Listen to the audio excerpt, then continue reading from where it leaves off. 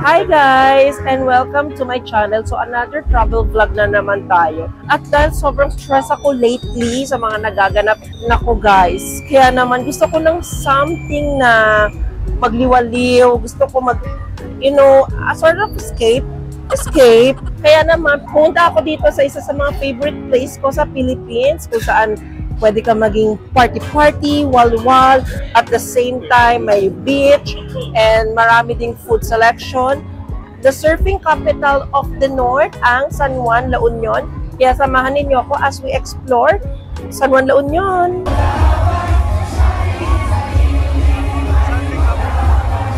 Kung part ang hanap ninyo dito sa San Juan, La Union, yung pinaka-famous nila yung Flotsam and Jetsam.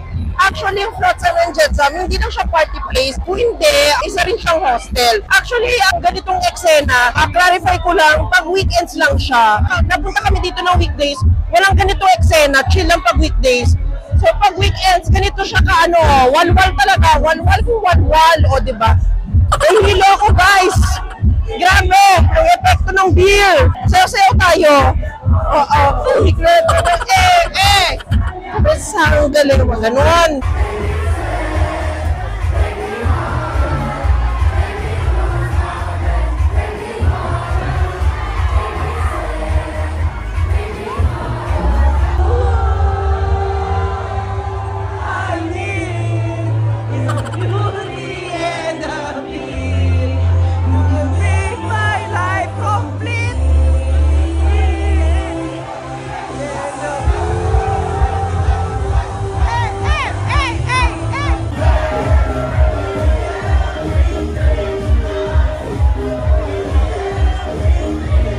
Guys, nakakagutom, grabe, mag-party-party. So, naghanap kami ng kainan na bukas pa ng mga 12 AM.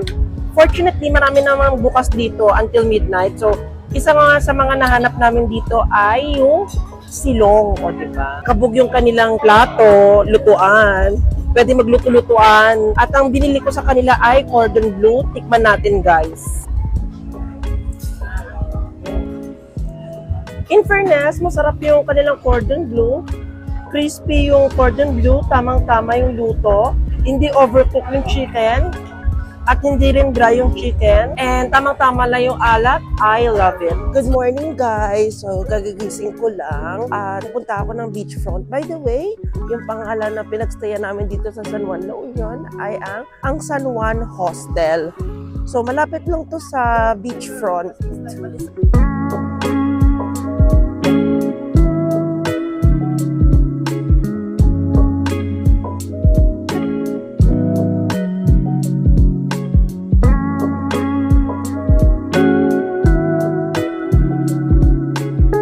Guys, tignan ninyo, ang daming pwede activities dito sa beachfront. So, pwede kang kumain, may nag-offer ng drinks, tapos pwede ka rin magpaturo, magpa-surf, ayan, tapos pwede ka rin magpahena, tattoo. Unfortunately guys, wala silang surfing lesson ngayon kasi walang wave yung beach. And by the way guys, bukod sa surfing nga pala, pwede rin kayong mag-kayak boating sa dagat.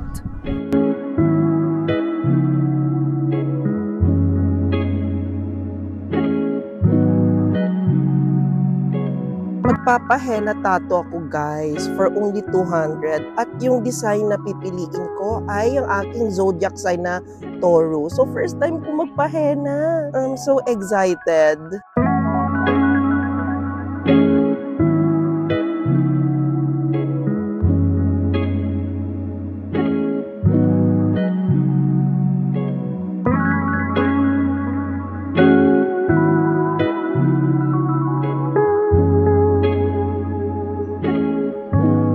Naglalako rin dito ng souvenir. Ito, magnet for only 50 pesos to 100 pesos.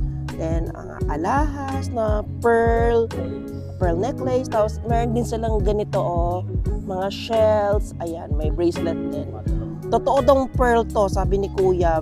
Pag ito hindi totoong pearl, i-cancels ko. Charot lang. Totoo po ito, no? Ito yung gusto kong bilhin na souvenir. Ito, ganda nito, For only 100 pesos, full magnet na siya.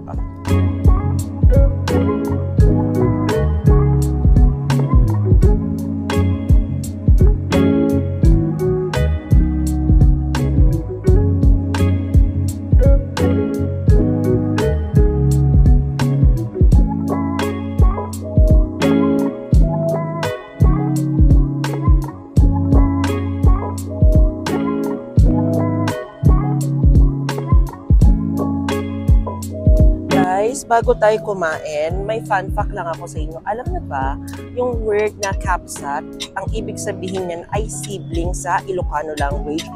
Kaya siya tinawag na kapsat siguro kasi yung vibes niya is parang welcoming, pang family yung vibes niya. Well, pwede rin pang barkada. Kasi di ba pag sinabi natin sibling, ito yung mga nakakatuwang mo sa buhay, mga ganon. So parang ito, ganon din yung pakiramdam mo na kayo happy-happy kayo, ganon. And bukod doon, yung vibes din niya guys, parang siyang bahay kubo but make it aesthetic. Ganon ang atake niya. Tingnan natin yung mga in-order. Una na dyan ay yung pork barbecue.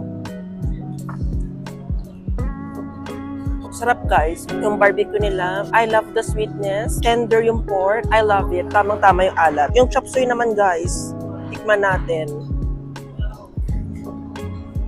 Hindi overcook yung gulay. Tamang-tama lang yung alat. Kabog siya. I love it. And ang kanilang buttered chicken. Hindi dry yung manok. Lasang-lasa mo talaga yung butter guys. Malinamnam. Tamang-tama yung alat. I love it. Kain tayo, guys. Hindi ko alam kung paano sabihin sa Ilocano yung kain tayo. Mangantamo. Ay, Kapampangan pala yun. Hindi ako sure. Comment down below kung alam ninyo yung Ilocano ng kain tayo.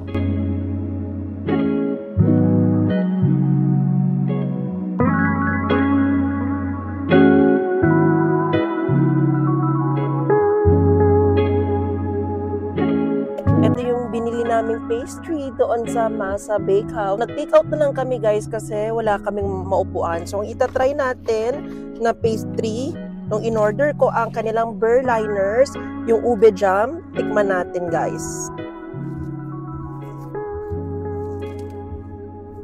Grabe guys, napakasarap ng Berliner nila. Hindi nakakaumay, tamang-tama yung tamis. And tignan nyo naman yung ube guys, oh.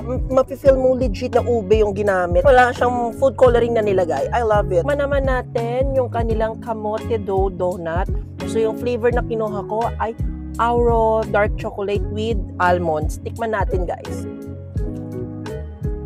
Ang masasabi ko sa kanilang kamote donut, masarap siya guys. Mukha siyang dense yung donut pero pag kinagat mo siya, malambot guys. I love the texture. And doon naman sa Auro chocolate, lasang-lasa mo talaga yung pagkapait ng chocolate. And guys, sa mga ayaw sa this donut is good for you talaga guys. So, punta kami sa Port San Juan guys. Grabe, napakainit guys. Inom tayo nitong in-order ko na calamansi blue. Sarap guys. Lasang-lasa mo yung calamansi.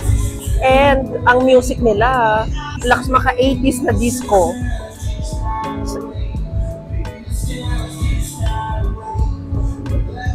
Oh my gosh guys, na-miss ko ang Makay Bowl. Ito yung isa sa mga dahilan kung bakit ako pupunta ng La Union, yung kanilang smoothie bowl ng Makay. In-order ko sa kanila ay beach break. So may saging, may mangga, may chia pudding, tapos may oats. Tikman natin guys. Ang sarap pa rin talaga ng smoothie bowl ng Makay. I love it pa rin. Tikman naman natin itong bliss bowl nila. Hindi ko alam kung saan gawa. Basta may peanut butter daw something. Tapos may desiccated coconut. Parang siyang granola bar but make it in graham balls. Parang ganon. Masarap guys. Tamang-tama yung tamis and lasang healthy yung kanilang bliss bowl. I love it. Nag-enjoy ako sa trip ko sa San Juan La Union, though it's just a short trip. So, alam nyo na gagawin ninyo guys. Subscribe, like, and hit the notification bell para lagi kayong updated. And also follow my social media account. So, yun lang guys. Bye! Love you all and see you sa ating next video.